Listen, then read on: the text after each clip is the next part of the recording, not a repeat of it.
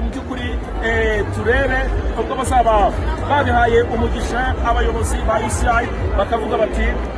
noneho muvuye kuri kabiri n'igice kimwe mugiye muri World Tour bizaba ari ibintu byiza cyane bijya agaciro. Abo tuvugana rero barategereje ko ibihembo biza gutangwa tukamenya uwegukanye umudari wa zahabu, tukaza kumenya umudari w'ifeza,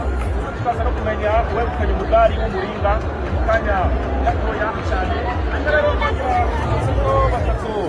ba mbere ari nabo bahembwa kugeza amagingo aya ngaya, akaba ari uwitwa Tadej Pogačar umunyaslovenia yakoresheje amasaha 6 iminota 21 n'amasegonda 20 muri icyo gihe cyose. Hanyuma Evan Paul Remco ni umusore w'umubirigi arabyibuka neza cyane muri ITT yarayitwaye, asize Pogačar amusigiye kuri aya mapave hariya mu rya Pogačar rwose aho bamusigiye baramwanikira,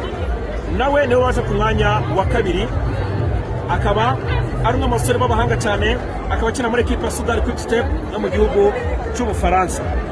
Hanyuma ku mwanya wa gatatu haraza umunya-Irlande, akaba ari uwitwa Ben Healy,